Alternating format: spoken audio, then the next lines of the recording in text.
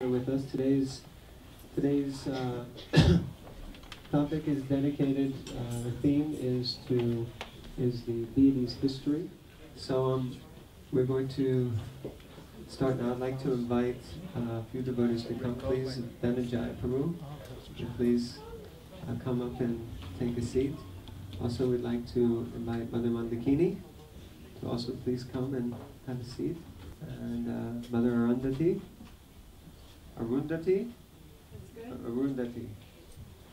and also Sakshi Gopal. Okay, he's here. There he is. Sakshi Gopal, please. You could get another chair. Also, Rancho Prabhu can also come and join the panel. Prabhu is, apart from being a personality who took up a lot of the service and responsibility here after the original devotees came. He's still continuing now to take so much responsibility within ISKCON on behalf of Srila Prabhupada. He's actually at present serving as temple president in Amsterdam Temple, which is... You're all invited to come. Anytime you feel like a break from London, and you want to go to a very nice pollution-free city, with very few cars and lots of canals, and lots of very old buildings. And please, you're most welcome. Yeah. Come and visit us. We call it Amsterdam. Because Srila Prabhupada visited, actually, he visited twice. The first time was in 1969, and the second time was in 1972. And just like this evening's theme is deity worship, how the deities came to London. Actually, the very first deities that came were Jagannath, Subhadra, Baladev. They were deities in waiting, because they actually came over with the original American devotees, and they also waited very patiently until they got the opportunity to show their faces. And it was a very unique experience because, of course, our very place temple was very narrow, much narrower than this temple. And in fact, Lord Jagannath, Subhadra, Baladev, they occupied a shelf above Sri Sri Radha-Londonishvara, because they couldn't stand next to the main altar. So that arrangement was done by Shamsundar under the instruction of Srila Prabhupada. And I was very fortunate because when I was 9 years old, living in Scotland, I had this premonition, and I was told by this disembodied voice that I'd have a tremendous religious experience at the age of 21. So I had 12 years advance notice of quite an astounding event that took place in my life. And of course, off and on I'd remember and forget.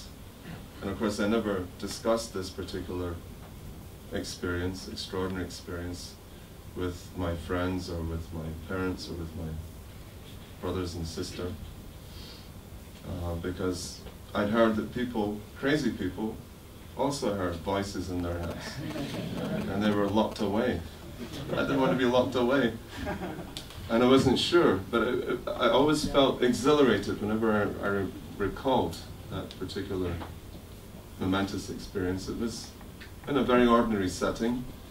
I was walking home from my primary school, Heathery now Primary School in East Kilbride, just outside of Glasgow. And I was walking home to save the bus fare, because in Scotland you learn from a very early age to save money, not to spend money so easily. And so my best friend Robert Napier and myself were walking home, and he was discussing a particular boy that had just joined our class. He was from Poland. And in those days, one of the things that we did in the primary school, we had what was known as PE, physical education. And before we went into the gym, we had to change our outside shoes and put on plimsoll shoes. And so went then, of course, take off your socks and shoes and put on plimsoll shoes. So when this Polish boy took off his socks and shoes, a few boys noticed that he had 6 toes in one of his feet. I'm talking about way back in 1957. And in those days we hadn't seen many examples of that type of extra digits in people's bodies. So he was immediately branded as a weirdo. And I didn't like that. I was speaking to my friend, I said, you know, we should just accept him the way that God's made him. God's made him like that, so he's just the same as us, except he's got 1 extra toe in 1 foot, big deal. So my friend turned to me and said, "Ah, David, if you carry on talking like that, you'll end up being a minister when you grow up." And just at that moment, this amazing disembodied voice, of course, in a voice and using words that I could understand at that age of 9, told me very clearly about this tremendous religious experience. And I thought it was my friend Robert, you know, playing tricks with me, but actually I noticed that his lips weren't moving, so that voice didn't come from his mouth. It came from some disembodied personality. So I was brought up as a Protestant, and when I got into my teenage years, I became a Sunday school teacher in our local kirk, the West Kirk in Scotland. And but one thing troubled me. I was really concerned about the nature of the soul, and what was the soul. And why is it that God, according to the Christian doctrine, only gave souls to human beings and not to the animals and the plants and the trees and the reptiles and so on? And so when I used to consult with the elders of the kirk, they couldn't really give me a very valid reply. It varied like anything too. It's as if they themselves weren't sure what the answer was.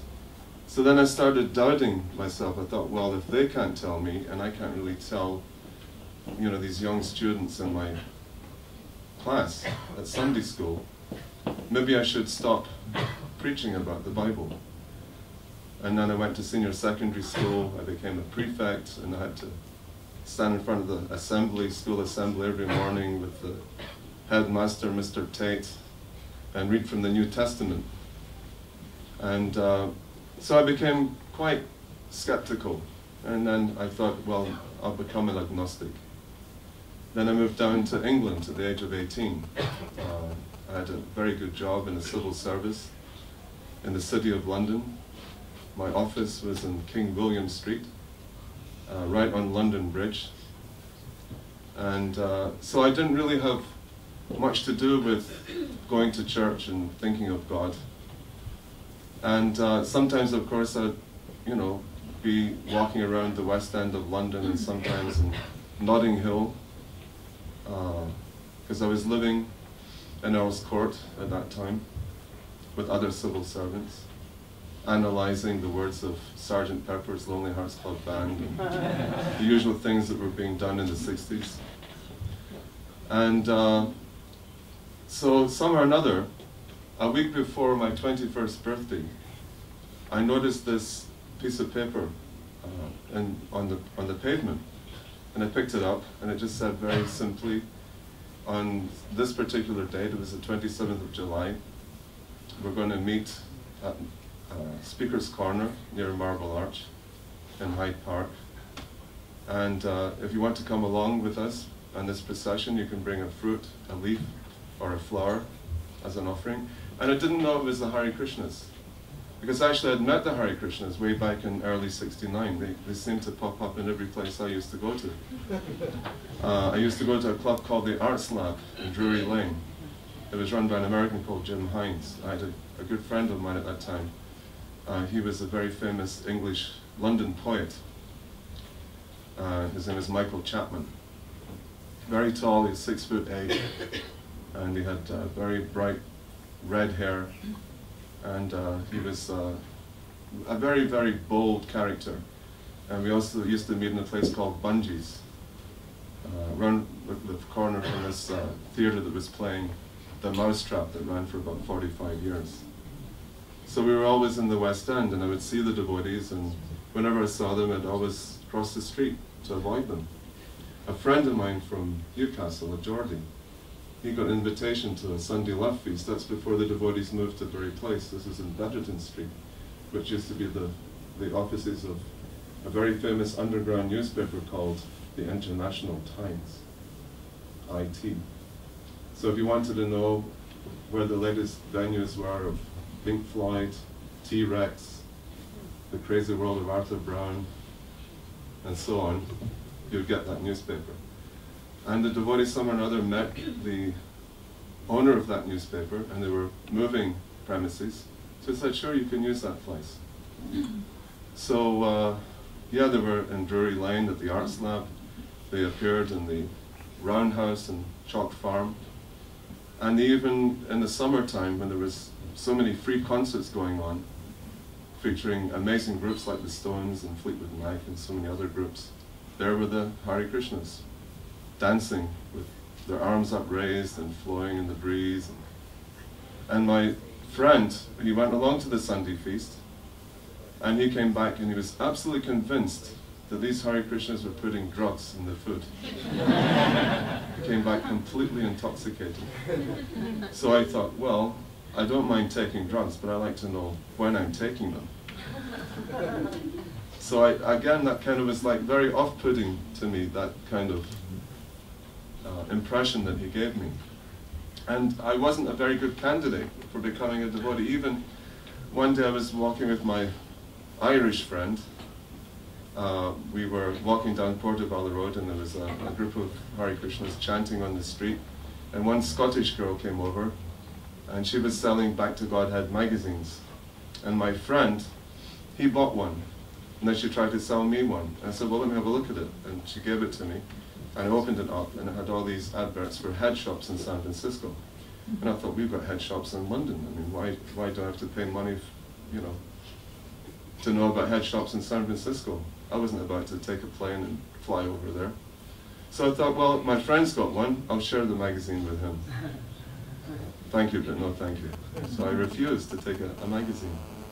But this piece of paper that I found a week before my 21st birthday reminded me again, of course, of that particular premonition. So I decided to go to visit Speaker's Corner that Sunday. And I'd been going quite regularly because there were some speakers there. There was a very fiery Methodist preacher who stood in an orange box, and he was actually quite a charismatic character. And the amazing thing is that his grandson became a Hare Krishna. That's Krishna Arjuna Das. And he was actually an amazing book distributor in the 80s. And his grandfather's name was Lord Soper, head of the Methodist Church at that time. And I noticed beside him there's this more than large number of Indians gathered around a float. And I wasn't too sure what the float, you know, actually represented. And I got a little closer just to see what was going on. I saw two healthy ladies, and they were putting up a step ladder at the side of this float, and they were carrying figures up onto the top of the float. Then I walked around the back and I was trying to figure out what was going on here. And this tall American devotee in saffron pointed to me and he said, "Hey, you." And I wasn't sure if he was pointing to me or somebody next to me because there was a crowd of us standing around. And I went, "You mean me?" He said, "Yeah, you." He said, "You look like you're pretty healthy and strong, so why don't you help us push this cart? We're going to start moving in the procession." And so that was my first opportunity to engage in devotional service. Didn't last very long because, as Shamsuna mentioned the other evening, we pushed the cart maybe 150 yards and then the wheels fell apart.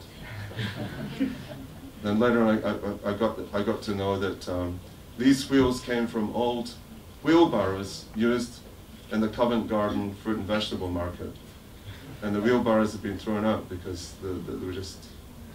they weren't functioning properly anymore.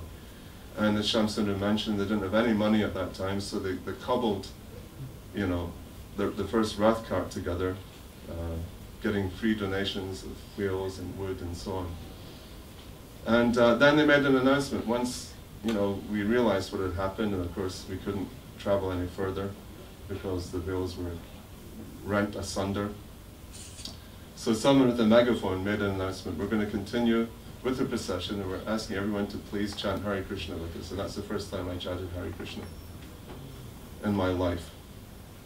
So I can say that certainly Srila Prabhupada was a miracle maker, because he brought this very traditional festival, ancient festival that's been going on in Jagannath Puri and Orissa for thousands of years to the Western countries. And I feel greatly blessed that somehow or another I didn't miss that opportunity of attending the very first London Ratha Yatra in 1969. So then you can say my fate was sealed. And actually I became very enthusiastic, and by the time we got down to Trafalgar Square, that's of course where the procession ended, I was really anxious to know more, to find out more. And I became very attracted to Jamuna's singing, because unbeknownst to me, Jamuna and her sister Janaki were those two healthy ladies that were standing in the front of the Rath cart. They got down, and of course they went ahead of the procession, and they were holding kirtan there. So she was leading the kirtan, and then after the kirtan stopped, Gurudas spoke, and then they distributed some orange slices and some peanuts. That was the feast, the Mahar Prasad, not the feast, but it was Mahar Prasad that was being distributed to everybody. And then Mukunda took the microphone, and he started requesting the crowd, well, we just like to let you know that we've acquired a new temple in the West End of London, and we're looking for volunteers to help paint and decorate the temple. So I had, as a part-time job along with working for the civil service, I was working the weekends painting flats in Gooch Street, just off Tottenham Court Road, not very far from here, to earn a bit more pocket money. So I thought, yeah, I don't mind volunteering. So I came up, and maybe perhaps I approached Mukunda too close for comfort. And so I said, where's the temple?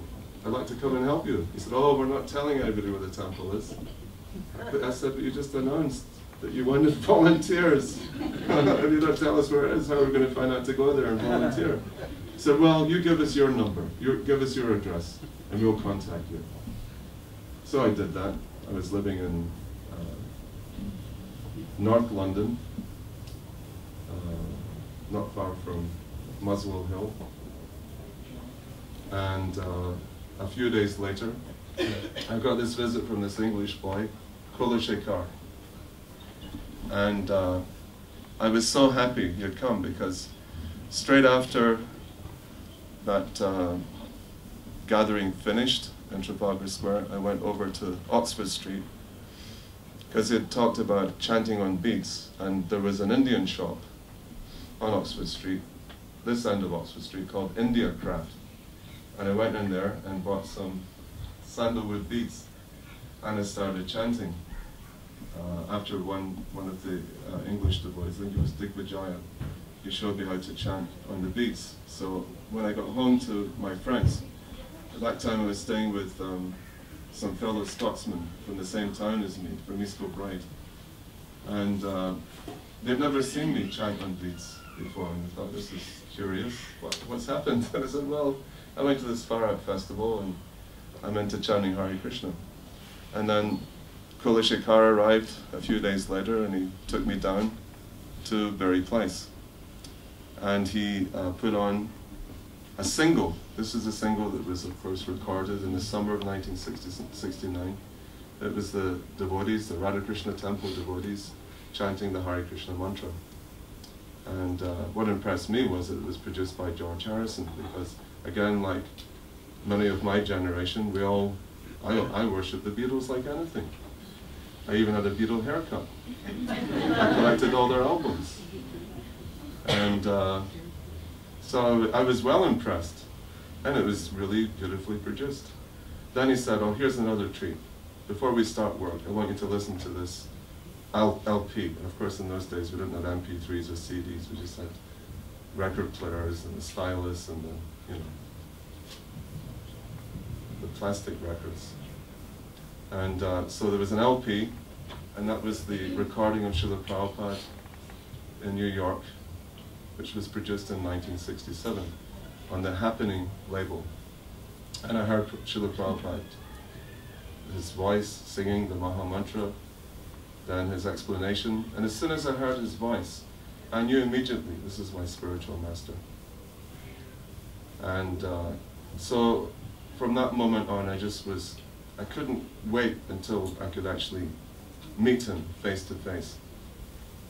And we didn't have to wait very long because Srila Prabhupada came. This was end of July, beginning of August. And Prabhupada had flown from Boston to Hamburg in Germany. And because we were, at that time, when Prabhupada was thinking of coming to England, we were already not living in Bury Place any longer, but we had moved out to the countryside, to Tittenhurst Park, to John Lennon's new property that belonged to the Cadbury family, Tittenhurst Park. So we had a row of gardeners' cottages that we had to do some repair work on because it had been empty for some time. And we also used an orangery on the property as the temple room. And if you want to see some vintage photos of the Beatles and the devotees sitting down and eating prasadam of wet, soggy paper plates, then you can always log on to ISKCONmedia.com, because there's lots of photos there from that time that Gurudas took. Of course, Gurudas was very expert at taking photographs at every given opportunity. But when Prabhupada came off the plane, in those days, you didn't go straight into the building. You had to get off the plane, walk down the steps, walk across the tarmac, the runway. And we were all in a group in one part, very close to the plane. And as soon as Prabhupada came down the stairs, we paid our obeisances, and Prabhupada, of course, saw us. He waved before we paid our obeisances. We waved to him. Then he walked over, and it was an amazing thing happened. As we were all paying our obeisances, Prabhupada came round to every one of us and rubbed us on the back, like this. So personal, and including the ladies. Everybody got that experience. I thought, wow, he's such a loving person, and I don't even know him. It seems like he knows me. Then we went into the VIP lounge, and the question was asked, well, what happened? Was there a kirtan? Was it a loud kirtan? Was it a mellow kirtan? Was it a quiet kirtan? No, it was a raucous kirtan. That's the answer to that question that nobody could answer last night. I remember it because that was the first time I saw Prabhupada. So to me, I mean, everything that he did, every behavior, every action, I was just absorbing like anything. And what was nice was that one of the national papers of that time published a full figure photograph of Srila Prabhupada playing kartals. And you can see he's in this ecstatic trance playing the kartals. And we were just jumping up and down like anything. It was just an amazing, amazing kirtan.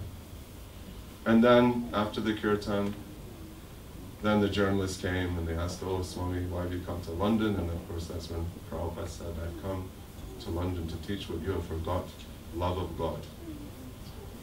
And in the ecstasy of being once more for the American devotees in Prabhupada's presence, but for me it was the first time experience.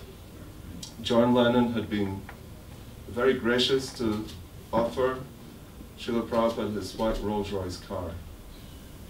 And so the original plan was that one of the American devotees, Gurudas, Shamsundar, Mukunda, they had worked out that one of them was going to accompany Prabhupada in the car.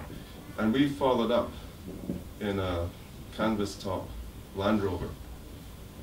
But what happened was, we all wanted to pay our obeisances so many times to Srila Prabhupada and thanking him for coming and visiting England that no one got into the car with Srila Prabhupada.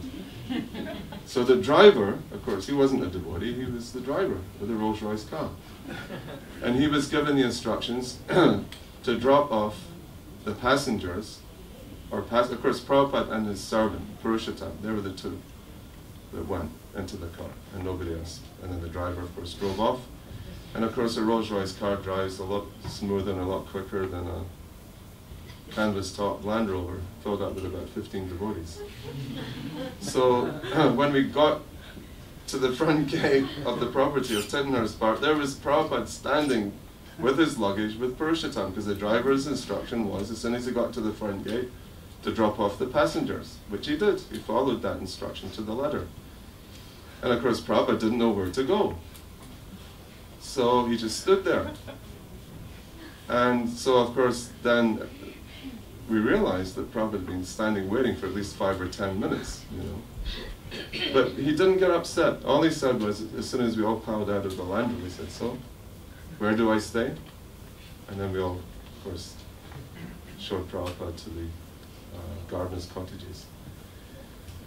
And then Prabhupada went upstairs. He made sure all his belongings were put in the proper place and all his valuables and so on. Of course, he was traveling too, at that time, with little Radha Krishna deities about that size. They were kept in a little white vinyl zip bag, just a little white bag about that size. They were his personal Radha Krishna deities that traveled with him wherever he went. And so then Prabhupada wanted to see the temple. And in the temple, there's a very simple altar. There were 3 sets of little Jagannath deities about that size, each set belonging to each couple. So Gurudas and Jamuna had their Jagannath Subhadra Baladev, and Shamsud and Malati had their Jagannath Subhadra Baladev, Mukunda and Janika had their Jagannath Subhadra Baladev. And then below that there was a color photograph of Prabhupada playing kartals and chanting in Golden Gate Park, San Francisco. And behind him was that Papi-Mashi deity of Kartomishi Krishna. And Prabhupada liked that pose of Krishna. And one time, one devotee asked, what is the meaning of Kartomishi Krishna? And you know, he's standing with his flute and a rope, and he's kind of, you know, it's a little cowherd boy. And so Prabhupada replied, that is cheeky Krishna. Cheeky Krishna. Kartomishi Krishna.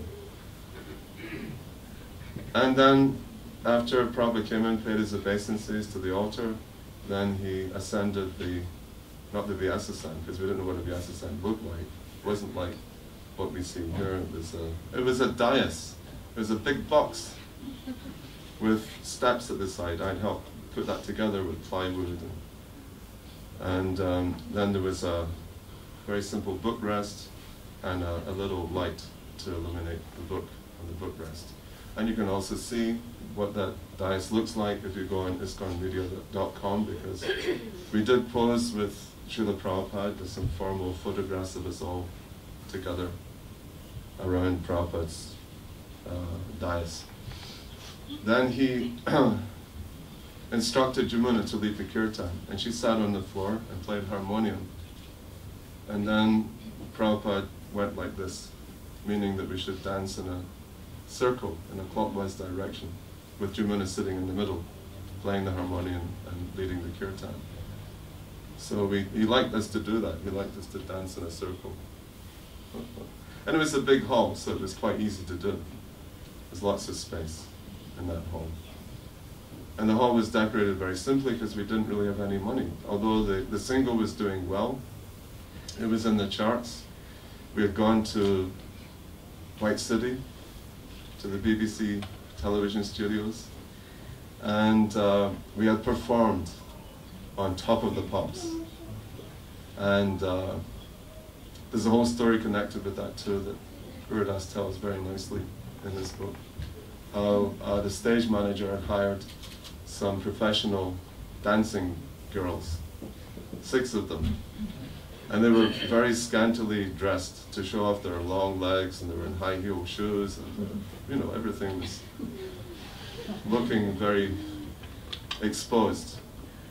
And Gurudas got a little upset and said, "Why did you do this? Why did you? We didn't ask you to hire these ladies. We don't need our act to be embellished like this. We're chanting the names of God. This is something that has nothing to do with dancing girls. This is not like a pop song, like normal pop songs." And the guy said, "Well, I've already paid them. They're here. They're waiting." And then Gurudas said, "Well, if you insist that they go on, they're going to go on by themselves, because we refused, and this is a live program. So it's a live production. So all you're going to see on your TV screens is 6 dancing girls, nothing to do with us." And so he had this this chart with all the things that he was meant to do, and he threw it down very violently and said, "Okay, go on." And, you know, we had ruined his moment. So we went on. Fortunately, by Krishna's mercy, he relented, because later on, when Prabhupada was staying at Titnur's Park, he wanted to see that program. He wanted to see us chanting on television. And he did. He actually saw. He watched the whole program later on. It was a half-hour program on Thursday night from 7:30 till 8. And that evening, we were the last group to be shown on that particular evening. And Prabhupada was so pleased that the Hare Krishna mantra had become a household word, because 15 million people watched that television music program. It was very, very popular in the 60s and the 70s. And he said, now Hare Krishna has become a household name, like Ajax and Weetabix and whatever else. It's advertised on TV. The power of live television.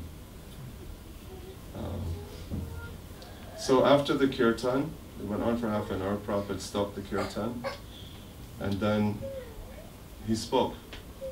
And I had asked the devotees, well, what does Prabhupada do? I mean, when he comes to a new place, does he follow the same schedule everywhere he goes? And I was told, yes. There'll be kirtan, there'll be a talk, then he'll ask for questions. So I thought, okay, I've got a question for Srila Prabhupada. I'll wait until he finishes talking. And because I was kind of a little bit nervous, Hare Krishna, Yamanaji, Balavaji.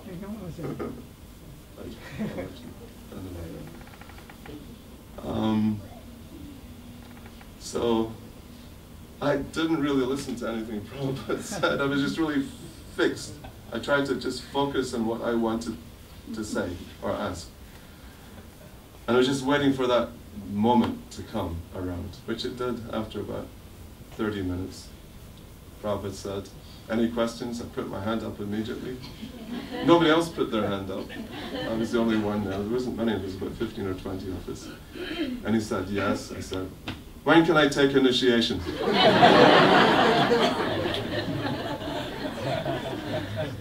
And he looked at me, because that was the first time he heard me talk.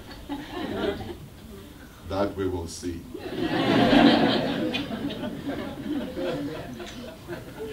That's how he answered. And again, this is Lord Jagannath's mercy, I'm sure. Because after all, those were the deities in a tiny form that we were worshipping in those days. Because of course Radha-Londonishvara didn't come until a little bit later. So the devotee I was staying with, is, there were 3 gardeners' cottages that we were occupying. On one side were the unmarried men, the brahmacharis. I was still back to Dave, obviously I wasn't initiated. I asked to be initiated, and Prabhupada said, that we will see. So I was staying in the same room as that American devotee who had invited me to help push Lord Jagannath's Rath cart. That was Trivikram from Buffalo, New York. And so he was Prabhupada's official masseur, an official driver too. Because although he had a university degree, he had gotten a job as a taxi driver because it paid better than any university degree job he could find. He was quite practical. And I don't know if that makes sense to students these days. I think there's a lot of qualified taxi drivers and a lot of qualified other workers that have university degrees in that kind of category of work. So, you know, we got on extremely well. And of course, the next day he was meant to have gone in to massage Srila Prabhupada. But I noticed that he wasn't stirring from his sleeping bag in the morning. And actually, he kind of looked really much in pain. I didn't know what was wrong. Then he said, "Oh, Dave, I think you're going to have to go and massage Prabhupada today." I said, "What do you mean?" He said, "Well, I've come down with this terrible toothache. I feel miserable. I'm in so much pain. I just can't do it. I can't do it." Now this is the day after, just as Prabhupada, to take initiation. Of course, now here, Krishna is accelerating the process of getting to know me. You have to be very careful what you desire for Krishna. Man proposes, God disposes. And I said, you know, I've never massaged anyone in my life. And you're asking me to massage this great saintly Indian spiritual master that I only met yesterday? He said, yeah, why not? It's really easy. So what do you mean it's easy? Well, you just start with the head, get some mustard oil, and you rub long strokes on the head. And then after some time, he'll tell you to massage his back, and you, instead of using sandalwood oil, you use mustard oil, and so you heat up some mustard oil in your palms of your hands, you rub it together, and start massaging him in long strokes. And he'll keep saying one word, again and again, harder, harder, harder. And so you just keep massaging him harder and harder and harder until he stops saying that word. And then you go on to the arms, then the belly, then the legs, and then he'll say, finished. And I said, it's that easy? He said, oh yeah, yeah. I said, how long does it last? He said, oh, hour and a half, 2 hours. Well, I was, 21 years old, and I thought, well, I'm quite fit. He's not that tall, so there's not much to massage. He's quite small. That's what I was thinking, like that. And so, yeah, okay. I said, all right, if you think I'm up for it. He said, yeah, you're strong enough. So, but I kept thinking in the back of my mind, well, I've just joined. I don't really know any slokas from Bhagavad Gita. Of course, in those days, we didn't have that many books either. My books, I spent my last £8. It all went on Prabhupada's books. I got a set of Prabhupada's original Bhagavatams printed in Delhi, in India in 1962. First canto, volume 1, 2, and 3. And I also got Teachings of Lord Chaitanya, and the Macmillan Bhagavad Gita, the abridged version with the black outline of Lord Vishnu on the front with the blue background, and a Nectar of Devotion. And so that wiped me up completely. I had no money after that. I spent my last £8 on Prabhupada's books. And so I was a little nervous. I kept thinking, well, what if Prabhupada asked me a really difficult question like, well, what's, quote, Bhagavad Gita, chapter 8, text number 13? I go, I'm sorry, Prabhupada, I have no idea what that is. I didn't want to disappoint him.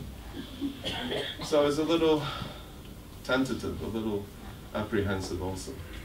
Anyway, so I was given a gamcha, and I was told where to go, and there was a straw mat, and the mat was put out, and Prabhupada came in, I paid my obeisances, and Prabhupada started undressing and putting on his gamcha.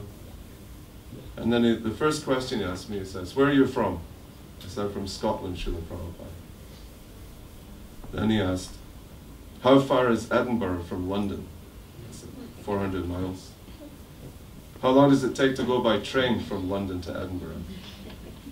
In those days, about 8 hours. And then the next question, where were you educated? I said, in Scotland, Srila Prabhupada. Did you learn British history? I said, yes, Srila Prabhupada. When was the Battle of Trafalgar?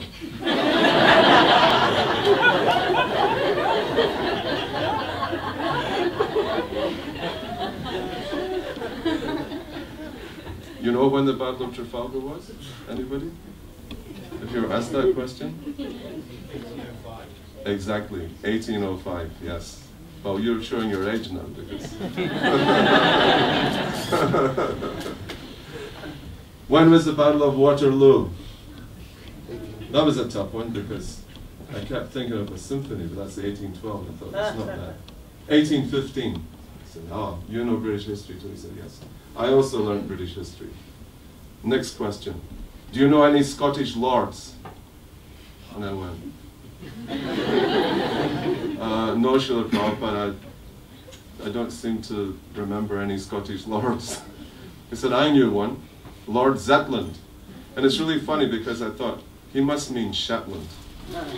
Because there's the Orkneys and the Shetlands. I never heard of anybody called Lord Zetland. I thought this must be wrong pronunciation. And I really was almost like about to try to say, don't you mean Lord Shetland? And I'm glad I didn't, because actually, of course, I read in the history books that Lord Zetland, he was the governor of Bengal. There was such a person. And the reason, of course, that Prabhupada knew all these things is because he went to Scottish Churches College. And all his teachers were Scottish. So if you just think about it, it took me many years to come around to this way of thinking that here I was, a Scottish student of an Indian teacher. And when Prabhupada was young, he was an Indian student with Scottish teachers. So the roles were reversed. The roles were reversed.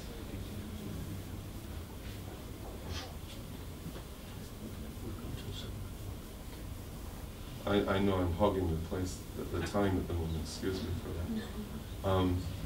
Anyway, so I suppose the conclusion was that Srila Prabhupada asked me questions I could answer. And that really put me at my ease. And then I felt very secure, actually. I thought, he's such a wonderful person that he knows I'm a complete idiot. And so he's asking me questions, at least I can give some kind of reasonable reply. Srila Prabhupada ki jai.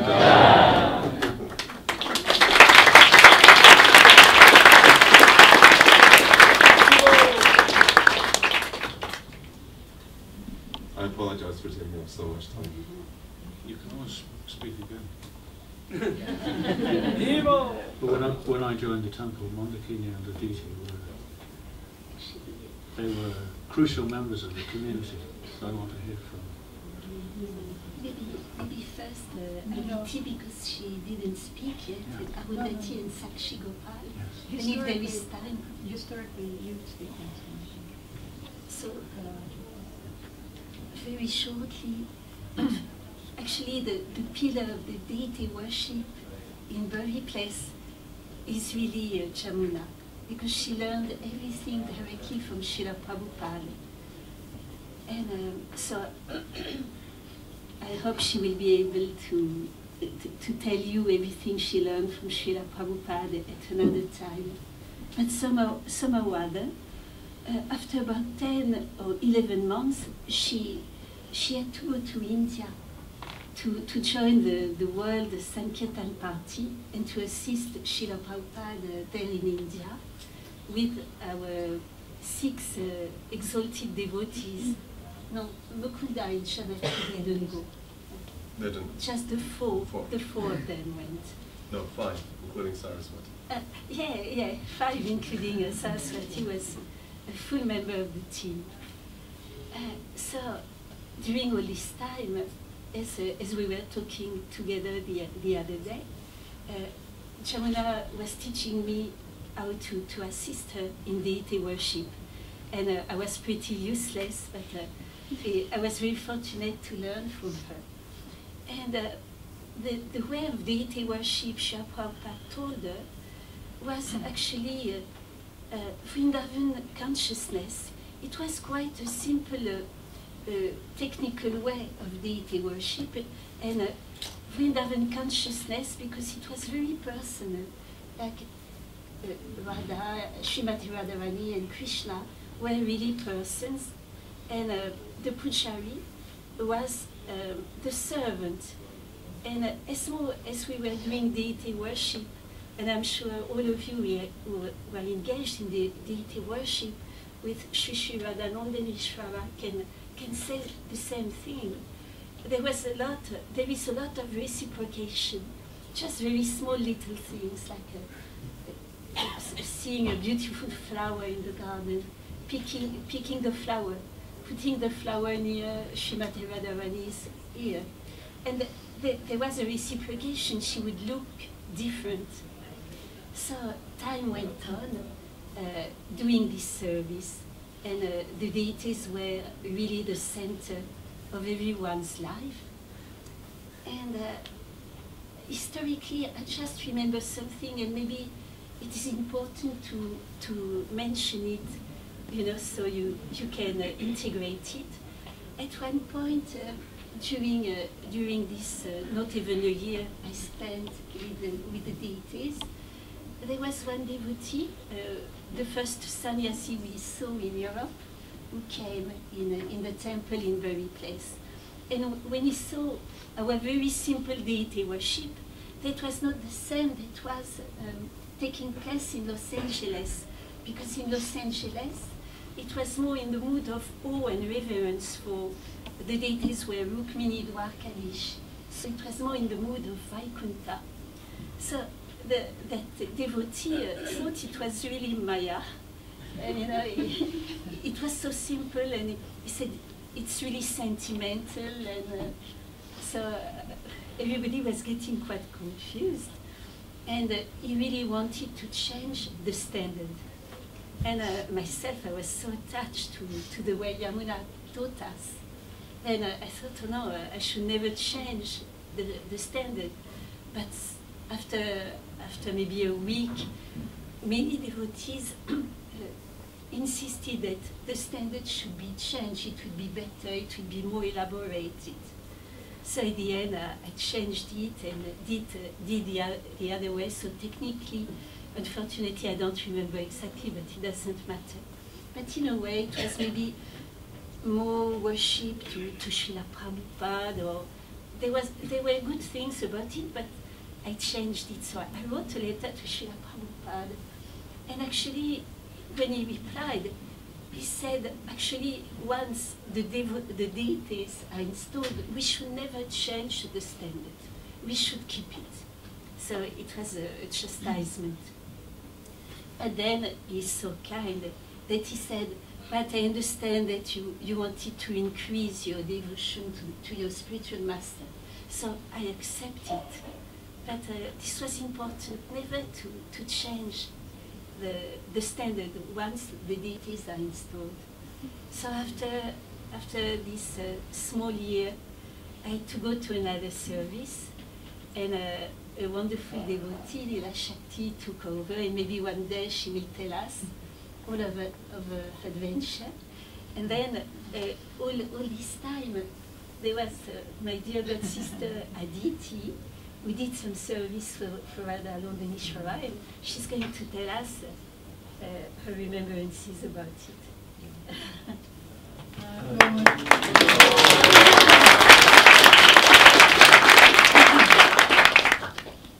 So I came about 3 months after the deities had been installed, and Yamuna was the pujari, and the 3 French girls had joined before me, Mandikini, Jyotirmayi, and Ilavari.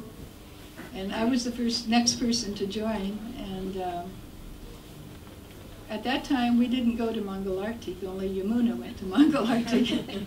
And we would sleep on the floor in our sleeping bags, and we would wake up at 5:30. And first we would clean our floor and have little duties that we would do. And if I remember rightly, well, that very place temple was really beautiful. It was that redwood shape in kind of a chapel form all the way, and then there was a beautiful bluish purple carpet with lovely pillows all around the edges of the, it was a very beautiful temple. And there was a picture of Murli Manohar playing the flute right as you would go out the door. And you always see that picture of Krishna on the wall. And one of the first services I did was a blunder. I was the new girl. And Yamuna sent me upstairs to polish the seat. So I had Durablit in my hand and a rag. And nobody was in the temple room, and I had no clue, you know, what seat I was supposed to clean. So I opened the little gate, and the only seat I saw was next to Radha and Krishna. And then I realized this is cloth. How can I polish cloth? And in the meantime, somebody ran down and told Yamuna, oh, the new girl, she's on the altar. So lo and behold, Prabhupada's Vyasasana was just to the right in front of the altar, and the bottom part was copper sheets in the form of lotus flower. So that was what I was supposed to polish. And then I remember Mukunda asked me if I typed, and I lied, because the last thing I wanted to do was be in an office all day. And I loved Harinam, and so I ended up in the kitchen a lot, and I wasn't on Harinam. So a lot of my service was actually preparing food for Radha-Londonishvara. And I really got into that as a service and wanting to please them. And also sometimes wanting to please the devotees. So at one point, Tribhuvanath and I used to go down to buy the boga. When Mandikini and I didn't go down to beg, we would go down to buy boga when we had money. And there was a beautiful blackberries. It was summertime, and I wanted to make blackberry cobbler for the deities and the devotees. And this man wouldn't sell me the blackberries. And I would see other people come, and they would buy, and they would take away. And I don't know what came over me, but I took a box. So we came back to the temple, and it turns out that man who wouldn't sell me the blackberries was our next door neighbor who hated us.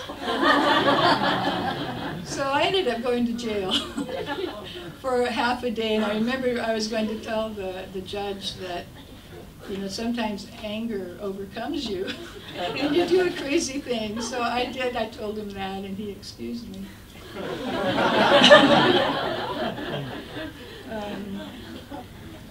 But actually, I was always waiting for the time when Prabhupada would come. And we expected him to come that summer of 1970 for the first, well, actually, I'm finding out it's the second Rath Yatra. And Prabhupada didn't show up, and I was really heartbroken. I was just so heartbroken. And actually, I had to wait a whole another year until I saw Prabhupada. So that actually made a year and a half. I really needed purification. And so I had to serve for a year and a half before I got to see Prabhupada physically. And when Prabhupada came, all hell broke loose. It seems like I had been cooking for the deities, for the devotees, for a year and a half almost. And when Malati arrived with Prabhupada, she said, oh, you're cooking so nicely for the devotees, why don't you cook for Prabhupada? So I said, sure, okay. And at the same time, I had come from America, and I had just stopped off in London going on my way to Copenhagen. And so Krishna kind of presented a test, because at the same time he sent my old boyfriend. I was walking up the stairs with Prabhupada's plate to give to the servant, and my old boyfriend came down the stairs. So it was a little troubling for me, but I knew what I wanted was to serve Prabhupada. So one evening program, I stayed behind to cook for the deities, and Prabhupada had a program outside. And when Prabhupada came back from the program, I was sitting with my friend in the hallway. And right away I could see Prabhupada didn't like that. And the next day was Brahman initiation day. And Leela Shakti and I had already gotten initiation by mail the previous summer. So I was cooking for Prabhupada, and I would go up and down to see where the line was for my turn. And I had no Guru Dakshi, and I remember Leela Shakti had 3 roses, yellow roses, and she gave me one of them. And, finally I went in, and it was so peaceful with Prabhupada, and he was so relaxed, and I never thought I would understand what this finger thing was. I was worried about that. And he had me sit down, and he told me the Gayatri and showed me how to do the fingers. And then I really appreciated Prabhupada, and I just said, I was starting to give my obeisances, and I said, Prabhupada, you are so kind. And his face just lit up, and it was so bright that I couldn't be in the presence of that light. And so I bowed down and offered my obeisances. And then when I rose back up, it was like as if a cloud had passed over Prabhupada. And I didn't know what it was, but I went back downstairs, and let's take some more. In the course of that, Prabhupada had asked me if I would cook him parathas, because I had made parathas the night before, and he had taken some. So I said, yes, Prabhupada, I will make for you. I've been cooking for you, and I'll include that in your lunch. So when I went back downstairs, this was Lord Balaram's birthday. In England and France, you always have this kind of dry thunder and lightning, you know, big booms. So down the kitchen, which was under the temple, the next floor down, Jai Hari was cooking the feast for Lord Balaram. I was in a corner cooking for Prabhupada. And Shamsundar comes down and he says, Prabhupada wants to know why it is that you are cooking for him and you're just now receiving Brahmin initiation. And I said, well, your good wife, Malati, she invited me to cook, and that's why. So then Shamsundar went back upstairs and came back down, and I said, actually I've been cooking for the deities. Even I wasn't initiated, I think. I was in charge of the kitchen. And so up and down, and finally Shamsundar came down and he said, Prabhupada says that no one should cook for the deities or for the spiritual master if they're not Brahmin initiated. And it was a real lesson for me and for all of us, because and still there are places in our movement where people are cooking for the deities who aren't second initiated, and sometimes not even first initiated. So that standard was really impressed in my mind at that time. So it was okay. Prabhupada was pleased with the lunch, and had been pleased with the lunch during the week. In the meantime, in the kitchen, Jai Hari's pouring the syrup for the halva, and he spills it, and people are jumping up and down in the kitchen because there's hot syrup on the floor, and all this discussion is going on. So finally, then after that, it seemed like it was the next day, and Hari Vilas had come from Paris, and they needed to cook in Paris. They needed someone to become a wife, and they chose me to go to Paris to get married, and then Prabhupada wanted a temple in Geneva, Switzerland. So it seems like all this year and a half I'd been waiting for the time when I would be Brahmin initiated and I could serve Radha-Londonishvara on the altar. And I realized it wasn't my destiny. And so Mandikini took myself, and I think Leela Shakti, right after we got Brahmin initiation, and I got to touch their lotus feet. And then I was in Prabhupada's room saying goodbye, and with Hari Vilas. You did an outfit. I did what? An outfit. Oh, I did do sewing and I did cooking, but there was something special about actually being with the deities, and I really desired that, but that wasn't meant for me at that time. So Hari Vilas and I went into Prabhupada's room to say goodbye because we were going to France that day, and Prabhupada was very encouraging. He kept looking at me and smiling and saying that Geneva, it's a very, very important city. He wanted a temple there. Because of the United Nations, it was very important. And he said, I will come and visit. He said he would come and visit there. And so he also said that we would not go to the port in France that we had planned on going to.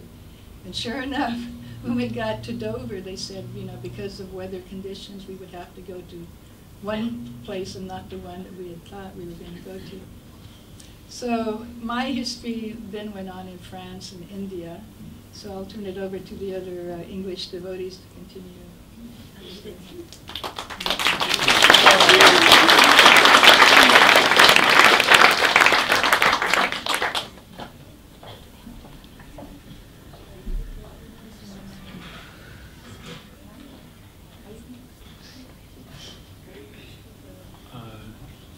Briefly, very briefly.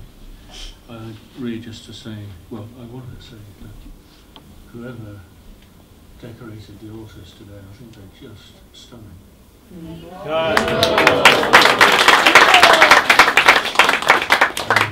You know, I painted this backdrop. Leela Shakti, for years, she was saying to me, you've got to make a backdrop with Big Ben in it, because she loves London.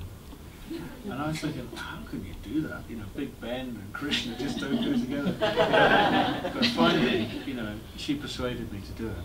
And somehow or another, in the process of painting that scene, and the other backdrop is Battersea Park, because that's where Jagannath used to go for Rath Yatra.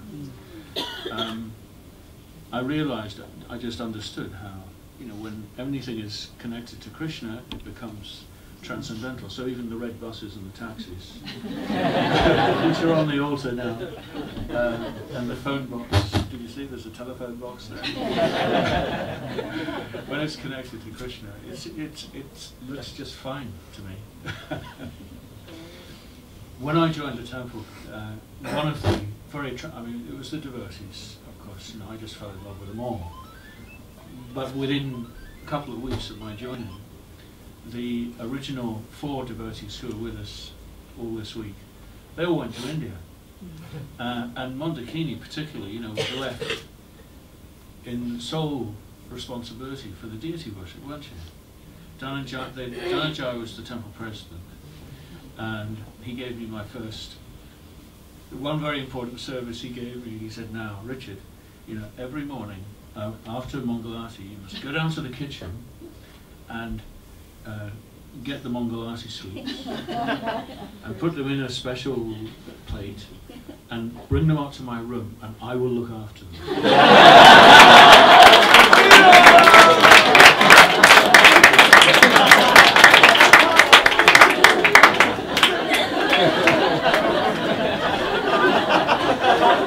You didn't tell us that.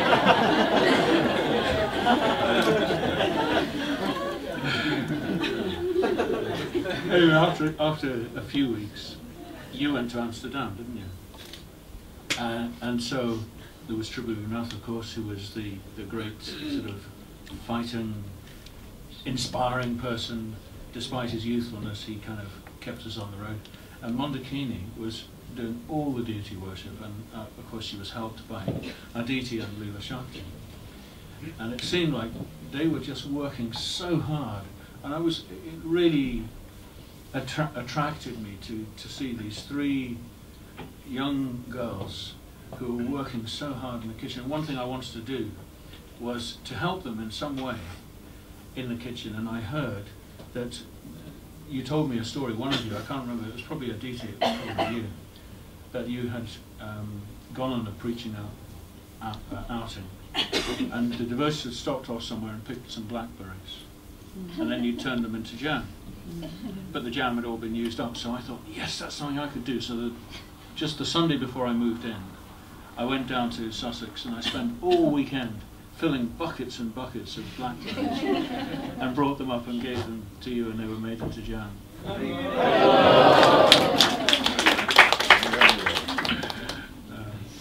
The only other thing I wanted to say, and then I'm going to ask Sakshi to say a few words, I'll pass it to you, is that one thing very extraordinary about the deity worship is that Krishna, you know, and Radharani, they stood on an altar that was only 2 feet off the ground or less, and the curtain was only just enough space for Mandikini to sit in front of the altar and do the bathing ceremony.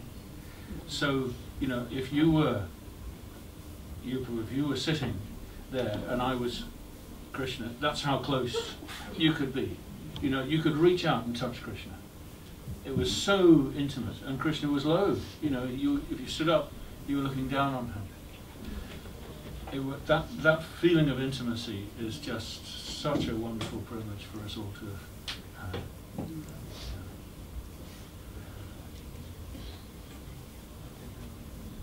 I think Sakshi will have some memories of that, and Arundhati.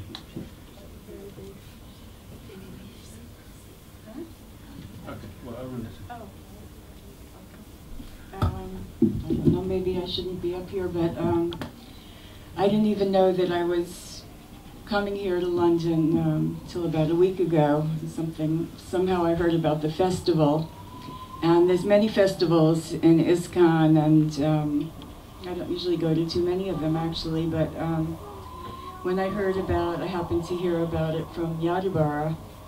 He wrote to me about something else, and he said, "Are you going to the festival in London?" And I had a very strong feeling to come. And especially when I heard it was the 40th anniversary of Radha-Londonishvara, and I guess because I came here in 1971 with my husband at that time, Pradyumna, and we were on our way to India, and we stopped here, I think it was in the summer of '71, and Srila Prabhupada was here then, and we ended up staying here for a number of months, and I did get to serve the deities during the time I was here, and it was the second pair of deities that I got to worship. I did get to serve Srila Prabhupada's personal deities, which if there's time I can tell you about that.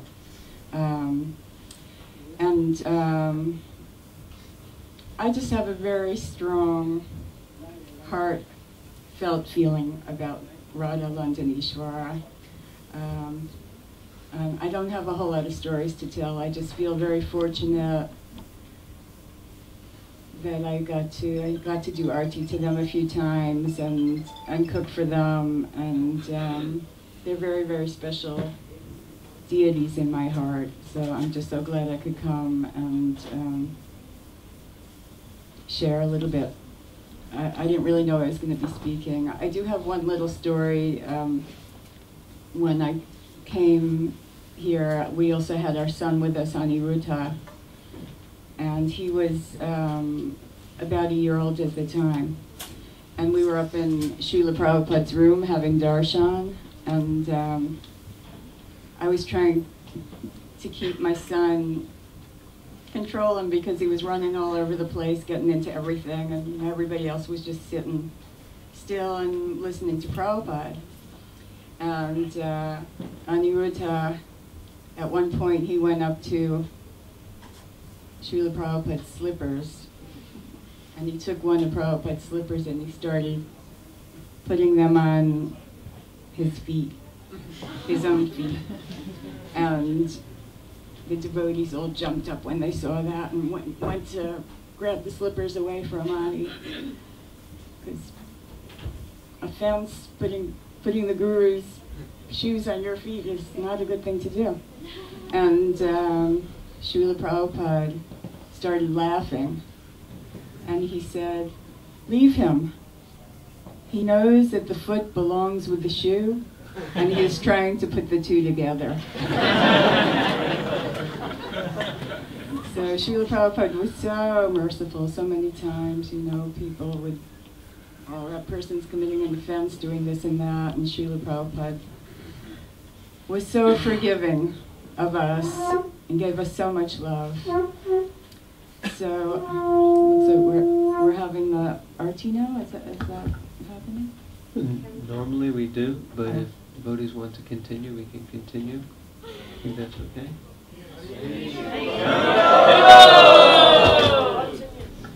So it seems to be decided. We can observe like this. This is also kirtan. So as I said, I don't have a whole lot of memories.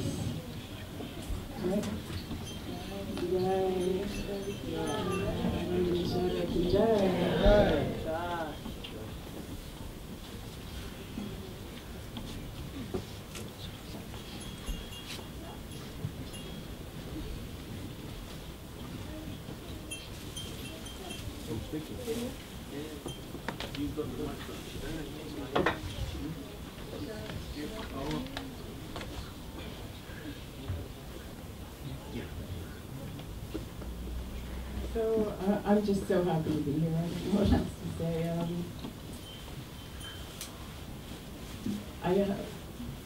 One of my main memories of offering arti to the deities here was I was offering camphor lamp, and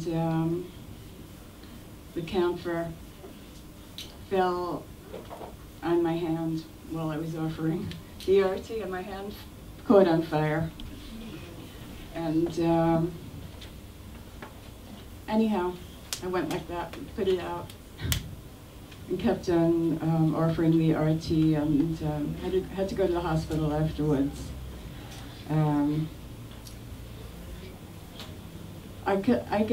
Shall I speak about the deities that I served to Prabhupada? I don't know whether to get into that or if we should stick with England. I suggest we can switch around, you know?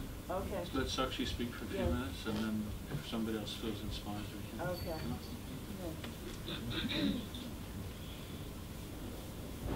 Hare Krishna. I'd like to thank you for asking me to speak this evening. It's very nice to hear the words of my co-brothers and sisters. And just as Rancho extended his hand and said he was my old temple president, I'll say Rancho was my old temple president. Evam Parampara. No stories, please. Oh, there's lots of stories. I don't know, in Krishna consciousness, because we're personalists, we can't separate really our own personal experience from our preaching and our contact with devotees, our experience of the deities, of Sri Prabhupada, because we're personalists. There's a whole thread, all of us, we have so many threads of connection that we owe to gratitude, we're indebted to so many people. I'm actually indebted to my sister. She was a great fan of the Beatles, and she used to get the monthly Beatles fan club magazine. And in the magazine, one month it came, and there were these photographs of this stripy tents on a lawn somewhere in London, in a big house, and these shaking-headed Hare Krishnas, which I soon learnt, were somehow or other had a recording contract with Apple. And then at college, one chap, he had a Back to Godhead magazine, and one of the first Bhagavad Gitas, the abridged Macmillan version, and he said, "Hey man, you gotta read this." And I looked at this book, and the feeling I got was such a depth and gravity. I thought, if I open this book, my life is going to change, and I'm not ready for that yet. I said, yeah man, that looks really heavy, just, you know. But Krishna had other plans. Again, my sister went to a local kind of flea market where they sell second-hand records and equivalent to today's car boot sales. And she brought home a record, because it was on the Apple label. It was the Radha Krishna temple. And it had the famous Hare Krishna mantra on one side, which I used to sing when I used to go on the Christmas post as a student. You go posting letters at Christmas. I used to sing Hare Krishna all the time. It felt very nice. But there was, on the flip side of this, on the flip side, the A side and the B side, of course this is the same. You know, the actual sleeve is the same. There's Shamsundar, and Malati, Gurudas, Janaki, Jamuna. Rancho's not on here yet. Kulashekhar's here, and devotees, I don't know who they are. This is a very historic piece. And I used to look at this album, this cover, and I used to think, well, yeah, there's a guru there, and there's these monks, but who are the big puppets in the background? It's Jagannath Subhadra Balaram.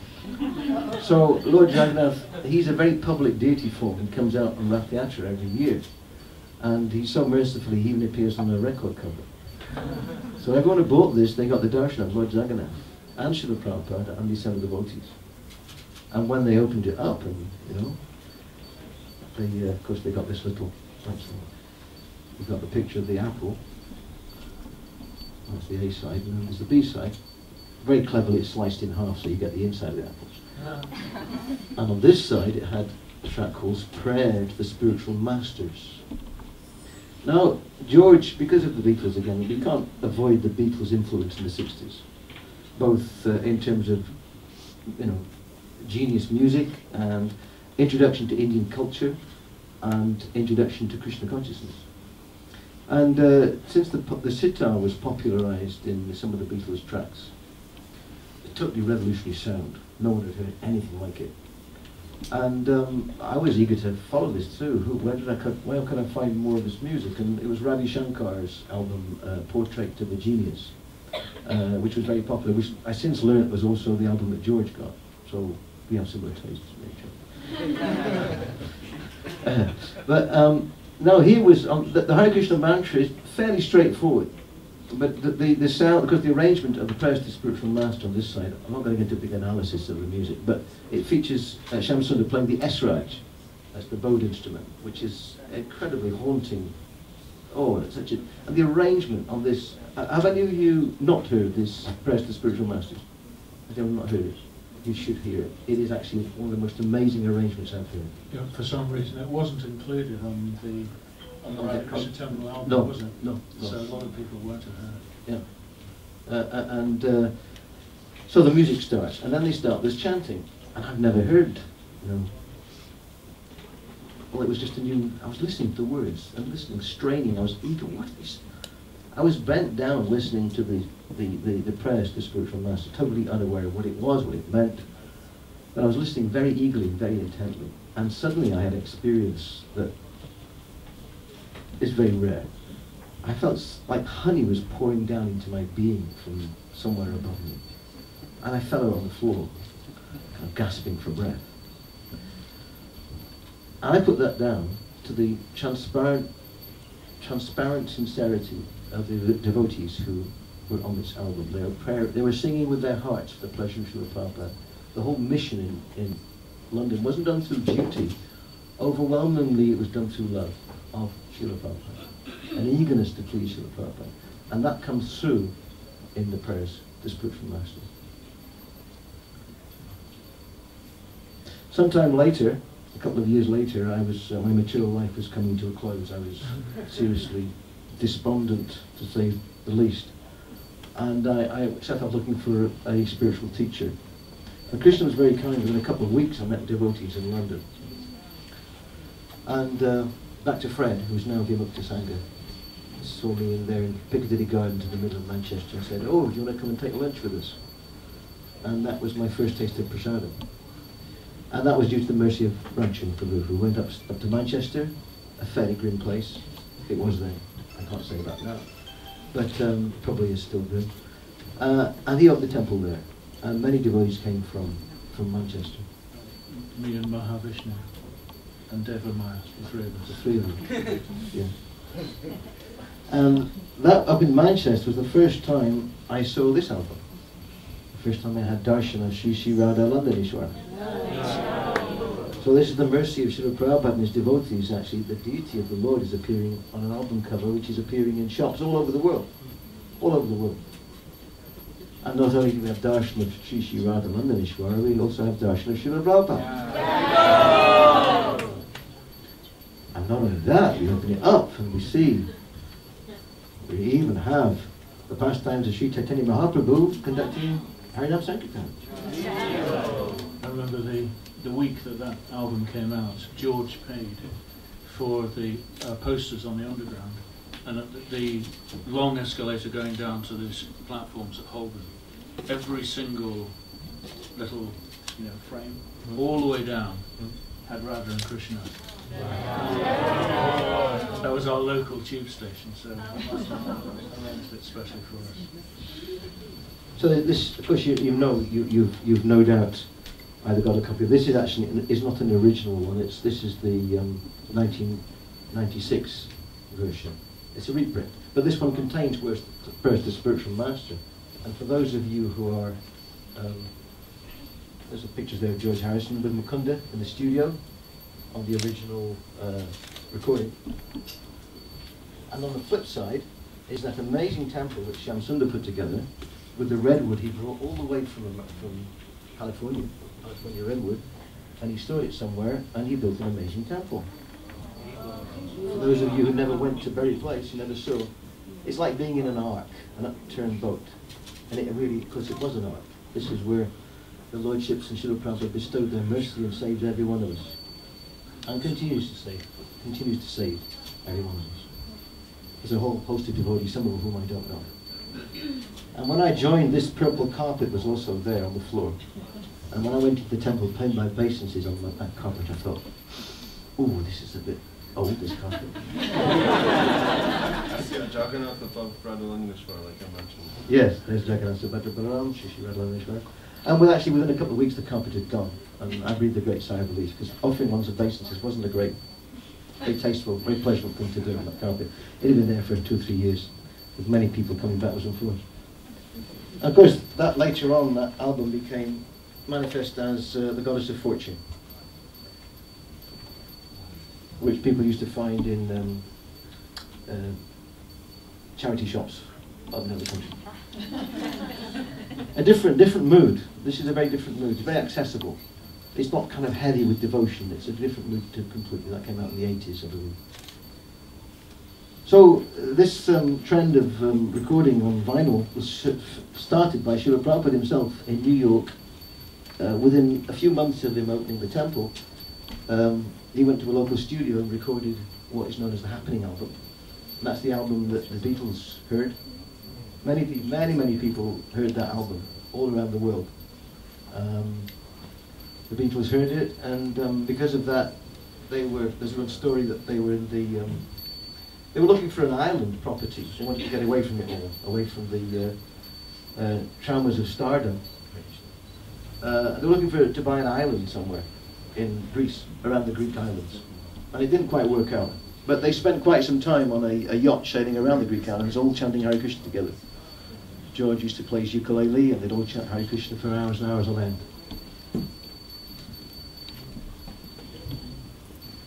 So, whether it's MP3 players, or whether it's vinyl records, or tapes, or whatever, we are so blessed that we can actually go out and broadcast the holy name. And London is famous, as we know, for chanting Hare Krishna, seeing devotees on the street. We used to go all day, every day, up and down Oxford Street, maybe 6 times, up and down. And of course, so many people have heard their holy names. And I used to love doing Harinam, loved it. But within a short time, I was relegated to the office in Berry Place, which was down in the basement, because I used to do design work, graphic work, mantra cards and Rathayatra posters and all different stuff like that. But I think possibly the height of success was one of my first efforts when I went to show Shamsundar this piece I'd done, advertising a program that Srila Prabhupada was going to appear in. And he looked at it, oh, very nice. He said, go and show it to Srila Prabhupada. Yeah, show it to Prabhupada. So Shamsundar, I must say, he was very generous, isn't the word. He loved to share Srila Prabhupada with as many people as he possibly could. He didn't kind of keep Prabhupada cloistered away. He wanted to share Prabhupada with everybody. And he, of course, we arranged so many programs for so many visits, scholars and journalists and people in the media, different personalities came to see Srila Prabhupada by Shamsundar's arrangement. In fact, when we first got the Bhaktivedanta Mana, Srila Prabhupada said, I'll stay here for as long as you bring people for me to preach to. So perhaps that's one of the reasons why Srila Prabhupada stayed for so long at Bhaktivedanta Mana, that first summer. Anyway, I went knocked on the door. Come in. So there I go and offer my obeisances. Prabhupada sitting there with his back to the window, the light, sunshine streaming in. And this is the first time I've ever met Srila Prabhupada. And I just feel like a transparent, like Prabhupada's just seeing right through me, as everybody does. Seeing right through me, totally transparent, with nothing, there's nowhere to hide. So I said, Srila Prabhupada, Shamsundar asked me to show you this. So I passed it to Srila Prabhupada, and Srila Prabhupada took it, he read it out loud, the whole thing, with 2 hands, and said, "Thank you very much." And the gratitude in his voice, that this tiny service, as he is to every one of us, for whatever service we do, have done, Prabhupada is so grateful. He sees past our nonsense and our misdemeanors and shortcomings, and he's grateful for whatever service that we have to offer. So that was my first contact with Srila Prabhupada, and I'm very grateful to Srila Prabhupada and to his disciples, those first 6 devotees who came over, who established all this, and to those who came and joined because of them, Dhananjaya Prabhu and Rancho Prabhu, so many. And grateful to you all, actually, that you're continuing to continue Srila Prabhupada's wonderful mission. It's a privilege to be asked to come and speak. Hare Krishna.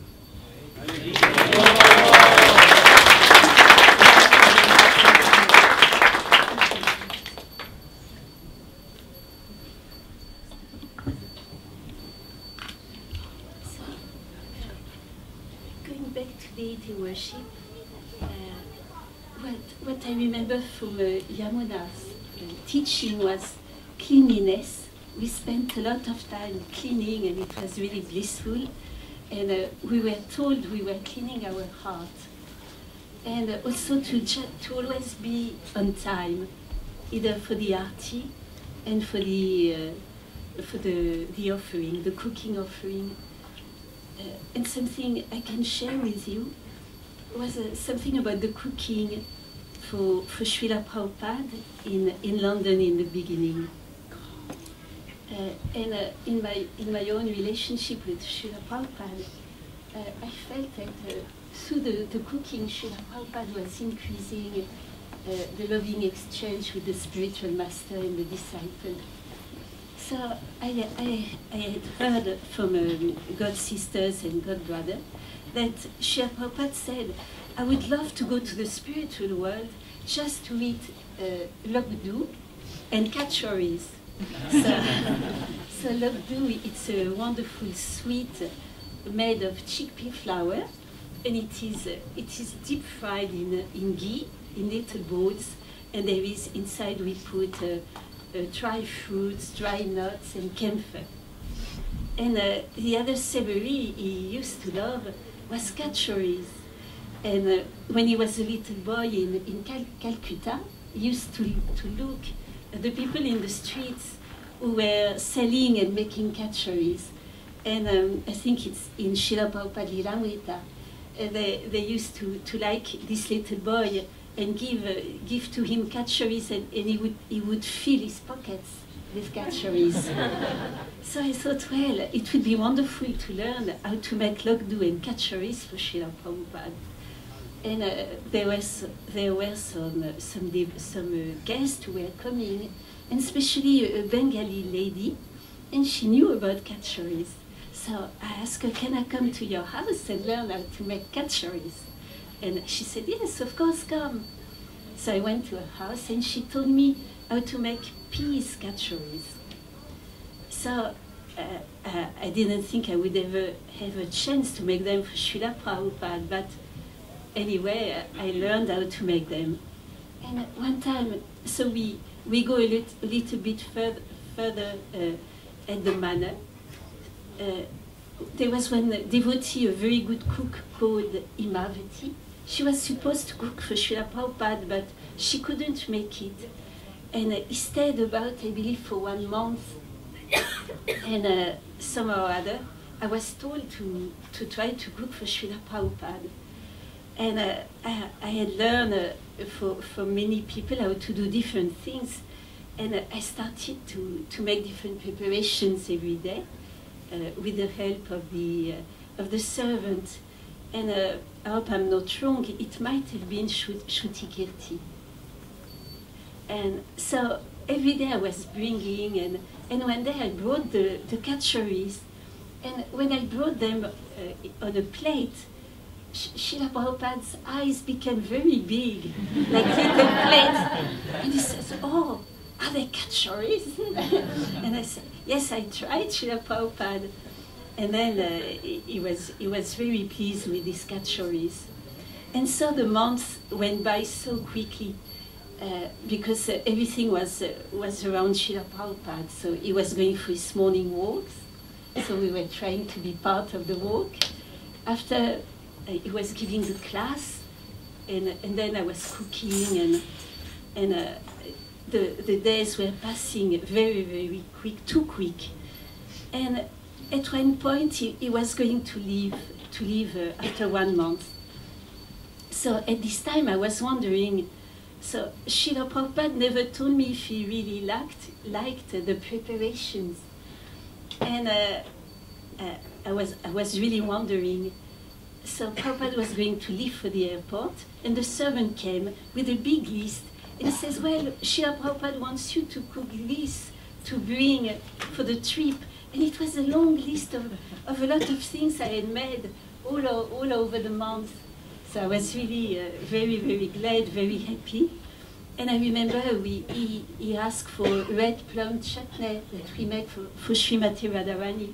So we had to run to Radlet to the shop, and it was closed, but the man was still there, so we knocked, and we told him, well, we need some red plums for our spiritual master. So he opened the shop, and he gave them to us. And that was the first time I experienced a very strong feeling of separation. Prabhupada had been so long with us that it seemed almost impossible to leave if he would leave us. So that time I made all the preparation he asked for, and as Chamuna told us when she talked about cooking, he had this 3-tier cooker brass. So I started polishing it very hard, it was brass, until it was shining like gold. So then I thought, then Srila Prabhupada in the plane will notice, it is shining like gold. And then very selfishly I thought, he will think of me maybe. And that feeling of separation was really blissful. And after one day, it had to come down to resume service as usual. But that was a very, very special time. So, like in that way, the spiritual master was increasing the affection, the spiritual love of his disciple for him through that particular service. So I understood it was really a matter of consciousness, because at another time with the same catcheries, I was not in such a good consciousness. Like Prabhupada was going to come to Paris, I was in Paris, and I wanted so much to see him, but I went against the order of my temple president. And then I went to London anyway. So Prabhupada saw I was there, and he asked for these catcheries. And then I had only frozen peas, and often he says, frozen means rotten. And I made the catcheries, and Srila Prabhupada didn't like them at all. So it's really a matter of consciousness when we cook. And even another time he said, when asked if he wanted me to cook for him at another time, and he said, oh, Mandikini, she didn't do very well last time. So the instruction I got is that it's really a matter of consciousness.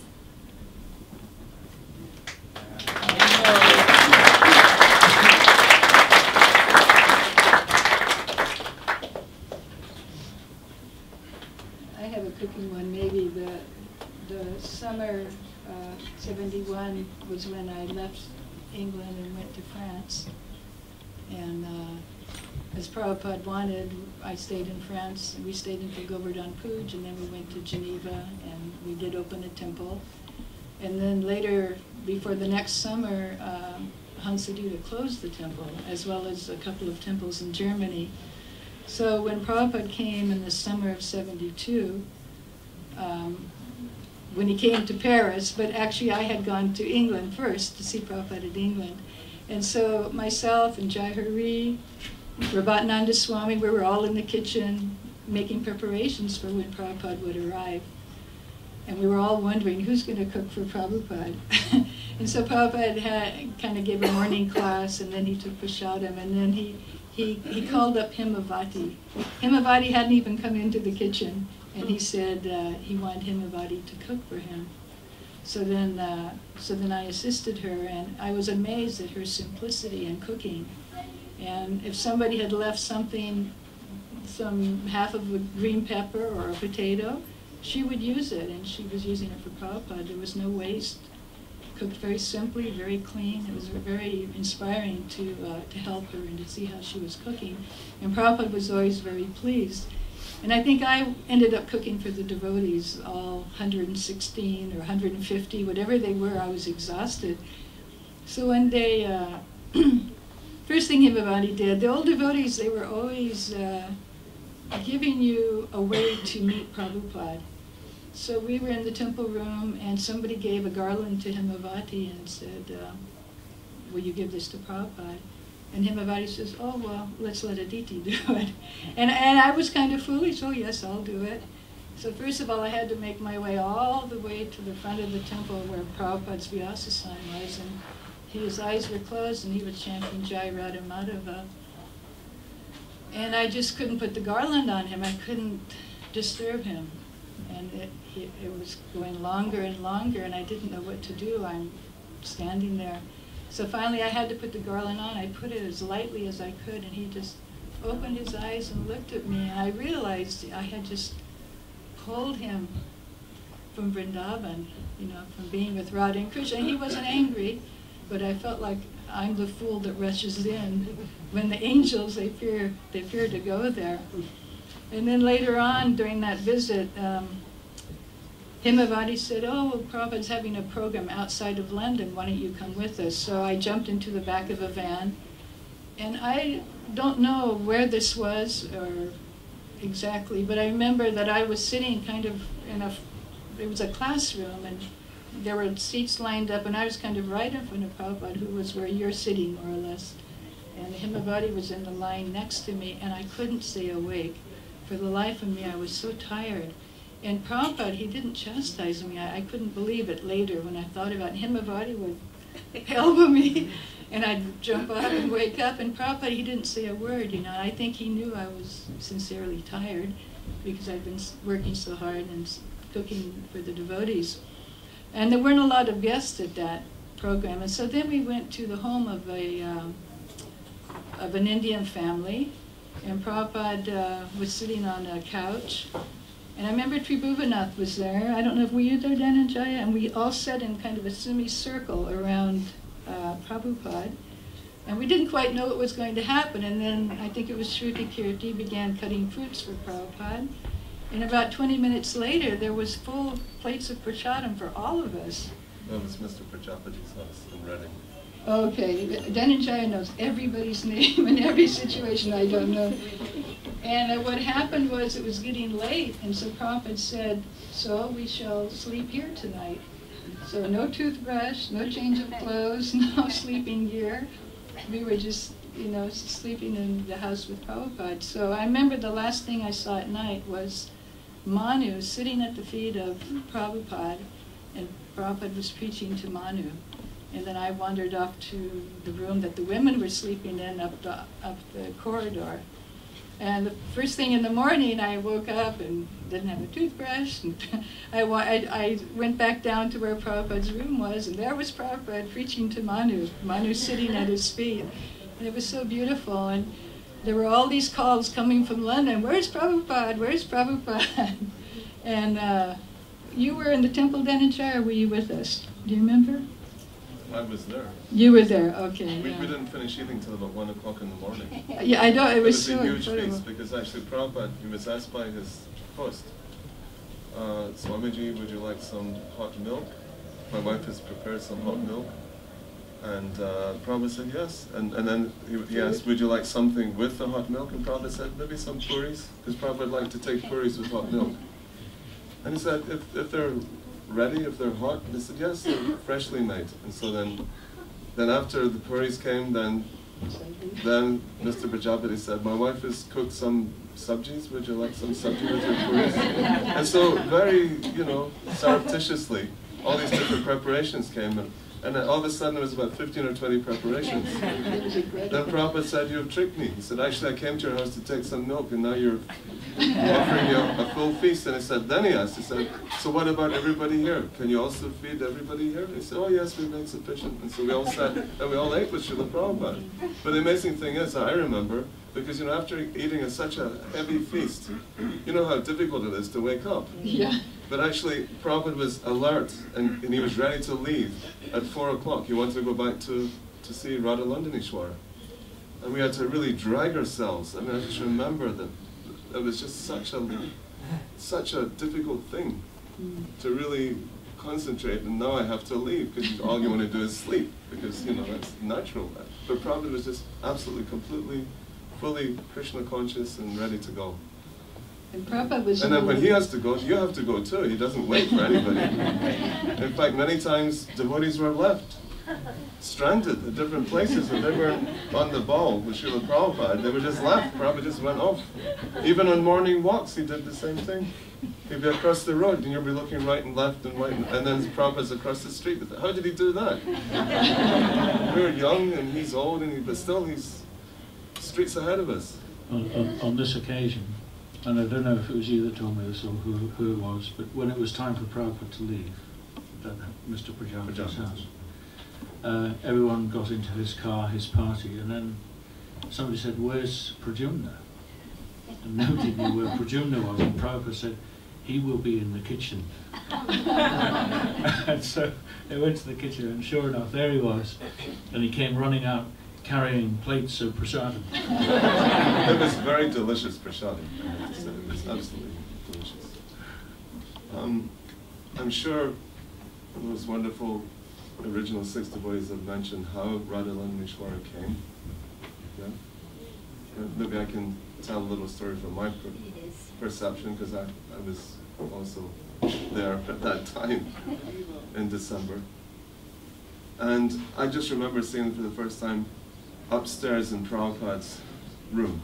Prabhupada had one room, and that one room was his office. It was also his bedroom, and it was also the place where he took prasadam. It was and also his massage, of course, and darshan. It was a multi-purpose room. And we had nothing else, actually, because we just actually went there. I was brought in by Pramara, we happened to go past the very place. And so many memories come flooding by because of that. And so Prabhupada had got the devotees to bring those deities up to his room. And then he called us all into his room. And Prabhupada was just smiling victoriously. It was just an amazing thing to experience. And Prabhupada just said, Krishna didn't want to stay there in Forest Gate. He tricked all those men there, especially the pundit. The pundit, of course, refused to, perform the pran pratishna because there was some slight damage. But actually it was hardly noticeable. And that damage was easily repaired. So then Prabhupada decided on the date to install the deities. That was the 14th of December, 1969. And that was also a momentous occasion for me, because that's the day I also got Brahmin initiation from Srila Prabhupada, along with Jai Hari and myself. And Digvijaya. Digvijaya is one of those devotees that Sakshi Gopal can't recognize on the cover of the single. And the other one is Tirthapat. They got initiated by Prabhupada in March by post, by letter of 1969. And Prabhupada was able to multitask. It was just phenomenal that, although he was very much advanced in age, but his consciousness was so acute that he could multitask very, very easily. And all his energy was into everything that he was doing. He became very, very sober when he performed initiation, of course, when he was doing, he also did, of course, the fire ceremony, because we didn't know exactly how to do those things. So Prabhupada did those things himself. And of course, you know the story how the pillars were not exactly fixed properly, the ones that were supporting the shelf that Jagannath and Baladev was standing on. And Prabhupada wanted a 7-day festival. And he wanted the press to be invited, he wanted politicians to be invited, he wanted all kinds of dignitaries. I remember our solicitors came, Goodman, Derrick and company. They were one of the most famous. Does that name sound familiar to anybody from the 60s? Goodman, Derrick and company. They were the top flight solicitors, and they're the ones who organized the memorandum and articles of the society. And I happen to be one of the original signatories of that, as a witness. And there was one very influential MP who also helped us. His name was Tom Dryburgh. He was quite an extraordinary character in himself, Tom Dryburgh, Labour MP. Because actually he was a spy during the Second World War. He worked for MI5. We didn't know that until later. But he was also very keen to establish our society. He was also there, he attended in one of the days, and the BBC came along and he took footage of what was going on. Of course, what we didn't realize was that, you know, when that happened, when the pillars started to rock back and forth, and it seemed like the whole altar was going to collapse, you know, the ledge that Jagannath and Baladev were standing on. And Prabhupada acted very, very efficiently, very quickly, and also exhibited amazing strength for you know, a very slight Bengali gentleman in his 70s. That was also extraordinary. But we didn't know what was going on because we were sitting the other side of the curtains. We just saw devotees rushing in and then coming out with different pillars and other paraphernalia. And the temple was completely jam-packed. Like even, like this is packed, but it's comfortably packed. But in Berry Place, we had about 150, really not very comfortably packed. And we thought this was just all part of the ceremony, because I'd never witnessed an installation of deities before, so we just presumed this was all part of, you know, the arrangements, the festival, the festive arrangements. Things were coming out and things were going in and so on and so forth. But it was very subdued. It wasn't like there was any hint of panic going on behind the curtains, which is quite extraordinary. And so what Prabhupada instructed, he wanted that every evening that all the guests should be served halava, puris, and cut fruit. Halavas, puri, and fruit salad.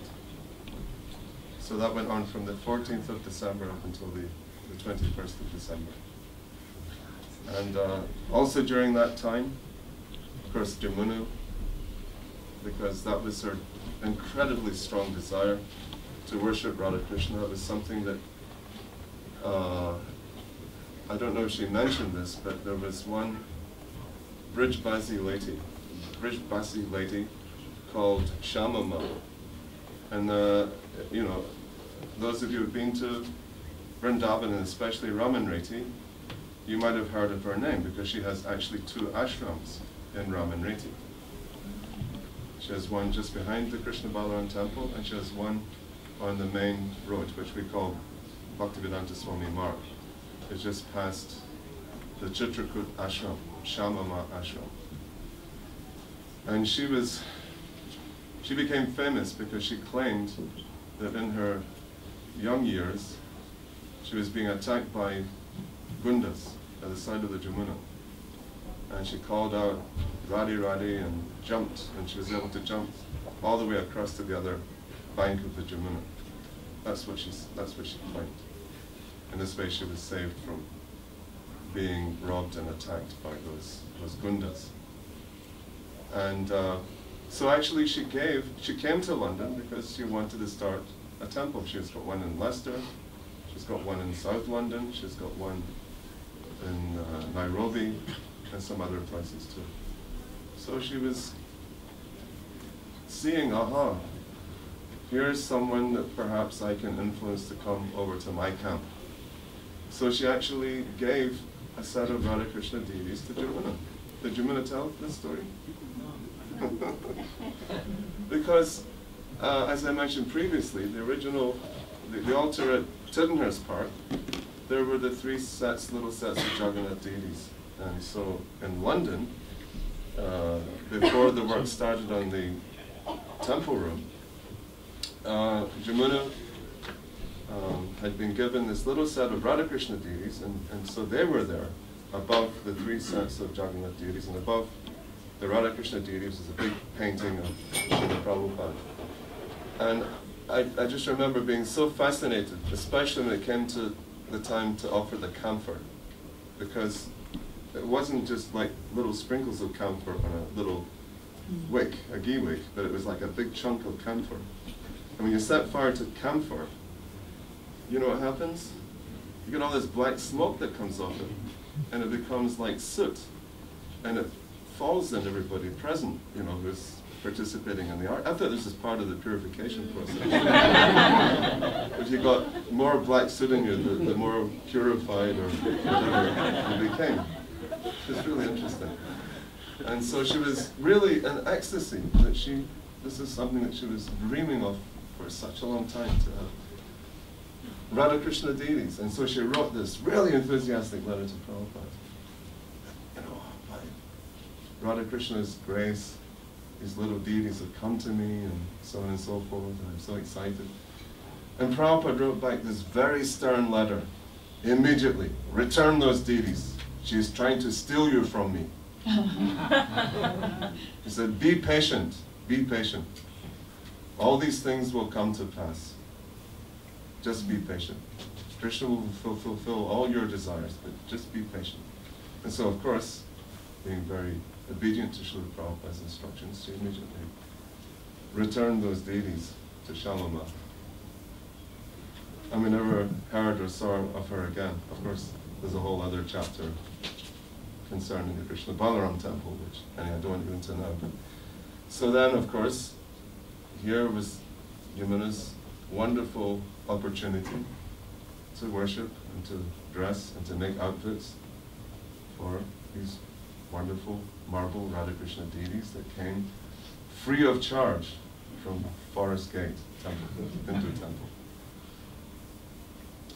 And along with that, along with all the instruction that Prabhupada gave to Jamuna, how to dress the deities and what prayers to say and so on, actually Prabhupada had little asanas made. And who was saying about polishing? Juraglit? Aditi. Yeah. Actually, those little asanas that were just made of velvet, I mean, they were very nicely upholstered, but they were tiny. And the reason, you know the reason what Prabhupada said about that? He said that whenever great dignitaries, like Lord Brahma, Lord Shiva, Narad Muni, they want special darshan of Radha-Londonishvara, when no one else is around, then they can sit in these little asanas either side of Radha-Londonishvara. Do you know where that originally came from? During one of the big programs in London? That was in Conway Hall. It was in Conway Hall. Was that the one that was empty? Yes, yes, that was the one that there's maybe 30 people showed up, and we were all despondent, and Prabhupada said, no, this is very successful. He said, didn't you see? Lord Brahma was dancing in the kirtan, so was Lord Shiva, and Lord Muni was also there, and yeah. So that's why he instructed that these little asanas be made either side of Radha-Londonishvara. Was it one or two? Two. It was two. Either side. One on this side, on the left, and another one on the right. You know they got one. In case they, you know, maybe two guests, two dignitaries come, not just the one. Is this anywhere else, or is this just No, here? no. Actually, Prabhupada didn't. You know, he was very personal. So whenever he gave instructions for specific temples and for specific devotees who were taking on that service as pujaris, and he didn't want it particularly mimicked or copied in other places. So it's not that, you know, because this is happening here that they should do the same thing in Los Angeles, or what's happening in Los Angeles should be done here. No. Prabhupada was very, very personal with that, also with the deities. That's a very important point to understand.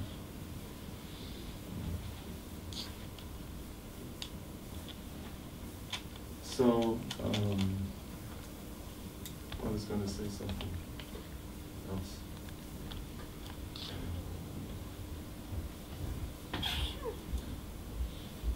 Yeah, actually he wanted the outfits to be made by the pujaris. He didn't want them particularly purchased from India. Just like I think this outfit, this is made. I think Mother Shakti made that here. Made here. Made here. Yeah. Because that's very, very personal, very intimate service that the pujaris are performing for their lordships.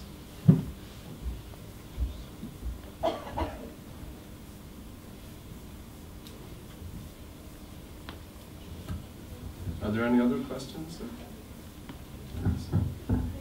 Just on that topic of deity worship, and you mentioned prayers, I would be interested to know if Srila Prabhupada implemented the 16 upachars, and besides Krishna. I'd be interested to know more about the details of deity worship, particularly of the bathing ceremonies. The 2 prayers from Brahma Samhita, the 2 shlokas from Brahma Samhita, and the 16 upachars. Is that something, the 16 items of worship, is that something that Srila Prabhupada implemented? And also just a very quick question. I've noticed that quite a few of the London devotees refer to Jagannath as Jagannath, Subhadra, and Baladev. I've never heard that before, and that's their names. Is it local to London? That's their names. There's 3 personalities. In that order. I've Lord never heard Jagannath, that before. his brother Balaram, Subhadra and yeah. Baladev. In that order. I've never heard that before. I like it. Very good. The other thing that, now I just remember what I wanted to say, that along with instructing, giving personal instructions to Jamuna about how to sew for the deities and cook for them and how to worship them, Srila Prabhupada also gave singing lessons to Mother Jamuna. How to sing the slokas of Bhagavad Gita. Now, of course, Gita Jayanti is coming up very soon in December. And we were never privy to that. It was only Prabhupada and Jamuna and the harmonium, and we'd hear this amazing sound coming out of Prabhupada's room. You could sit and listen at the door, but Prabhupada was giving his, all his attention was focused on Jamuna and teaching certain ragas how to sing the slokas of Bhagavad. And he never did that with anybody else, as far as I know. Of course, he sang himself. There are recordings of Prabhupada singing the slokas of Bhagavad Gita. But as far as I know, no other disciple was privy to actually getting private instruction like that from Srila Prabhupada. That's how much he loved and trusted Jamuna. Quite extraordinary.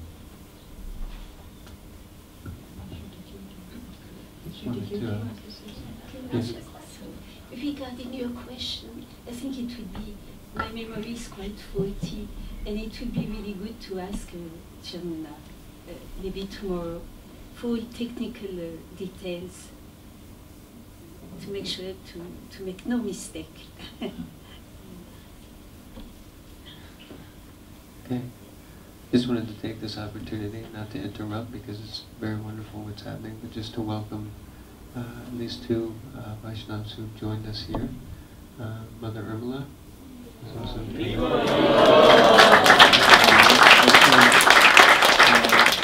Shivananda Prabhu is here with us.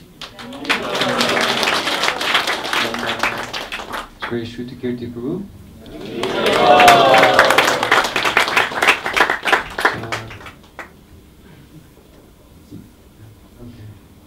So I'd like to thank these devotees who've spoken thus far. Everyone is welcome to please stay. Sruti Kirti will say a few things, speak now. But please let us both welcome and thank these devotees simultaneously by chanting very loudly 3 Hari Bol. Hari Bol! Hari Bol! Hari Bol! Sri Sri Radha-Londonishvara ki jai.